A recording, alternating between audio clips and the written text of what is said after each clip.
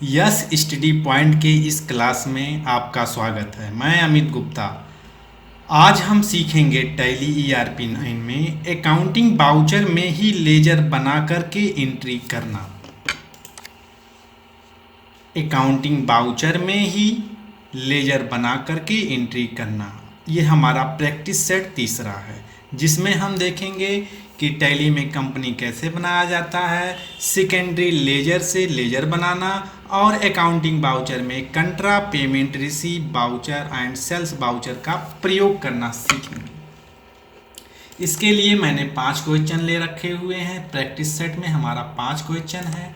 पहला क्वेश्चन है कि 5 लाख रुपया कैपिटल से कंपनी स्टार्ट किया। दूसरा क्वेश्चन हमारा है 1 लाख रुपया SBI बैंक अकाउंट में जमा किया। तीसरा क्वेश्चन हमारा है कि 4 लाख रुपए का गुड्स परचेज किया। और चौथा क्वेश्चन हमारा है 6 लाख रुपए का गुड्स सेल्स किया। और पांचवा और लास्ट क्वेश्चन है 1 लाख रुपया सैलरी दिया। आज इन पांचों क्वेश्चन के माध्यम से टैली में हम सीखेंगे कि अकाउंटिंग बाउचर में ही लेजर बना करके एंट्री कैसे किया जाता है। दोस्तों, अगर यह वीडियो मेरा आपको पसंद आ रहा है तो प्लीज़ मेरे चैनल को सब्सक्राइब करें और उसके पास वाले बेल आइकन को ज़रूर प्रेस करें, जिससे हमारे द्वारा बनाया गया वीडियो आपको समय से मिलता रहे। इसे सीखने के लिए हम टैली स्टार्ट करते हैं। टैली स्टार्ट करने के बाद टैली में हम कंपनी बनाते हैं। जैसा हम पहले बता चुके हैं, कंपनी बनाने के लिए अकाउंट इन्फो में जाएंगे, क्रिएट करके नई कंपनी बनाएंगे। जैसे हम पहले से कंपनी बना रखे हैं, ABC ट्रेडर्स के नाम से पहले से कंपनी बना कर रखे हुए हैं, इसमें कोई भी बाउचर नहीं किए हुए हैं। अब हम उसी सवाल को, उस 5 सवाल को अकाउंटिंग बाउचर में डायरेक्ट करके देखेंगे। जब हम अकाउंटिंग बाउचर ओपन करते हैं, तो इस तरह आ जाता है अकाउंटिंग बाउचर। पहला सवाल हमारा था कि 5 लाख रुपया पूंजी लगा करके कंपनी स्टार्ट किया। तो कंपनी में पैसा लगाया जा रहा है, तो कंपनी में पैसा आ रहा है, जिसे हम रिसीप्ट बाउचर में करेंगे। इसके लिए हम टैली बटन बार में जा कर के रिसीप्ट बाउचर को सेलेक्ट करेंगे, या उसके लिए उसका शॉर्टकट की F6 प्रेस करेंगे तो रिसीव बाउचर का डायलॉग बॉक्स आ जाएगा, जिसमें हम अकाउंट में कैश करेंगे क्योंकि कैश माल आ रहा है। और पार्टिकुलर के फील्ड के नीचे हम उस पार्टी का नाम सेलेक्ट करते हैं जिससे हमको पैसा प्राप्त हुआ। चूँकि पैसा कैपिटल लगा रहा है, उस व्यक्ति को दर्शा रहा है। कैपिटल हमारा जो हुआ वो पर्सनल अकाउंट हुआ। अब कैपिटल का लेजर हमने पहले से बनाया नहीं है। जब हम C प्रेस करते हैं तो लिस्ट ऑफ लेजर में कुछ नहीं दिखाई देता है। हमको तत्काल यहीं सेकेंडरी लेजर बनाने के लिए, तत्काल लेजर का ऑप्शन खोलने के लिए Alt C करेंगे तो लेजर क्रिएशन सेकेंडरी का ऑप्शन खुल जाएगा, जिसमें हम नेम फील्ड के सामने कैपिटल टाइप करेंगे और अंडर फील्ड में कैपिटल को कैपिटल अकाउंट में करेंगे। बाकी सभी ऑप्शन आवश्यकता अनुसार सेट करके कंट्रोल ए से हम एक्सेप्ट कर लेंगे, तो वो कैपिटल का लेजर आ जाएगा। 5 लाख रुपया कैपिटल लगाया, यहाँ 5 लाख रुपया भरेंगे। नारेशन फील्ड में उसका नारेशन लिखने के बाद एक्सेप्ट आ जाएगा, इसको एक्सेप्ट कर लेंगे, या कंट्रोल ए से एक्सेप्ट कर लेंगे, या इंटर की मार देंगे, वो एक्सेप्ट हो जाएगा। दूसरा सवाल हमारा था कि 1 लाख रुपया SBI बैंक अकाउंट में जमा किया। चूँकि हमने SBI बैंक में SBI का लेजर नहीं बनाया हुआ है, उसको करने के लिए हम कंट्रा बाउचर को सेलेक्ट करेंगे, जिसका शॉर्टकट की F4 होता है। कंट्रा बाउचर में हमने पहले बताया था कि अगर हम डेबिट क्रेडिट में नहीं कर रहे हैं तो अमाउंट फील्ड में जब पैसा जमा करते हैं तो अमाउंट फील्ड में उस कंपनी का, उस बैंक का नाम रहता है और नीचे कैश। अगर बैंक से पैसा निकाल रहे हैं तो ऊपर कैश रहेगा और नीचे बैंक का नाम रहेगा। चूँकि हम 1 लाख रुपया SBI बैंक अकाउंट में जमा कर रहे हैं तो ऊपर SBI रहेगा। जैसे हम यस की प्रेस करेंगे तो यहाँ लिस्ट ऑफ लेजर अकाउंट का खुल जाएगा, लेकिन वहाँ एसबीआई बना ही नहीं है। इसके लिए हम तत्काल सेकेंडरी लेजर बनाने के लिए एल्ट सी करेंगे, तो वो तत्काल लेजर क्रिएशन सेकेंडरी का ऑप्शन खुल जाएगा, जिसमें हम एसबीआई, ये हमारा बैंक अकाउंट है, बैंक अकाउंट को सेलेक्ट करके बाकी ऑप्शन आवश्यकता अनुसार बैंक अकाउंट नंबर भर करके कंट्रोल ए से एक्सेप्ट कर लेंगे।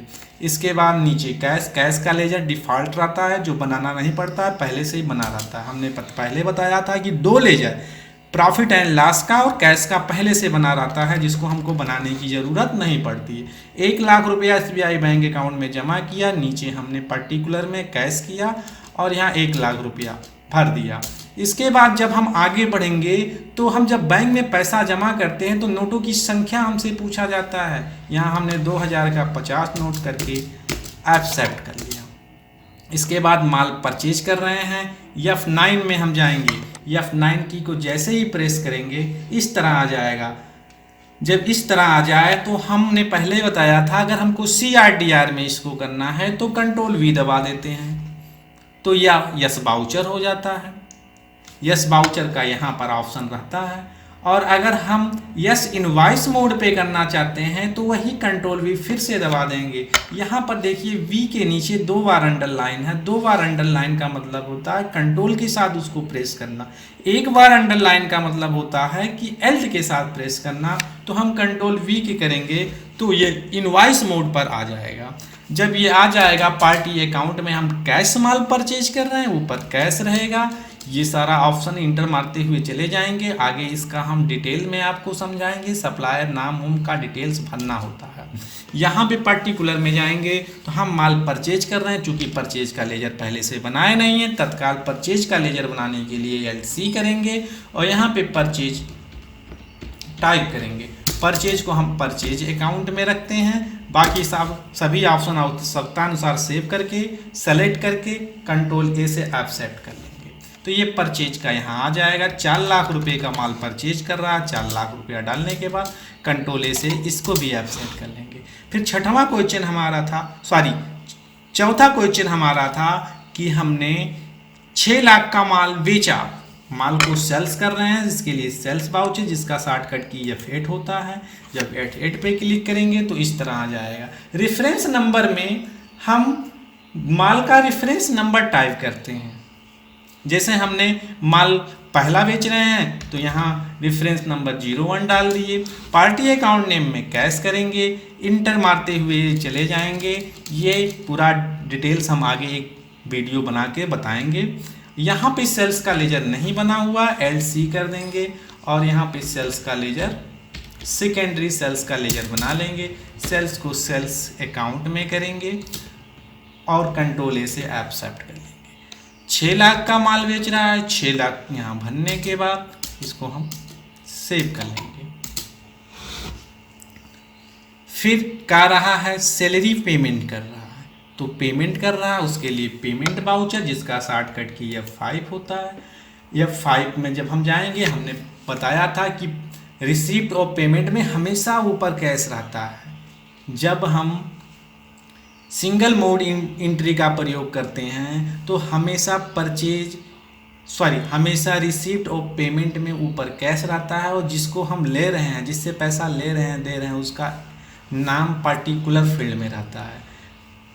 तो यहाँ पर हम ऊपर कैश पेमेंट कर रहे हैं और किसको पेमेंट कर रहे हैं, सैलरी वाले को। यस दबा रहे हैं तो सैलरी आ नहीं रहा है। तब हम क्या करेंगे, एल्ट के साथ सेकेंडरी लेजर खोलेंगे। यहाँ पर उसको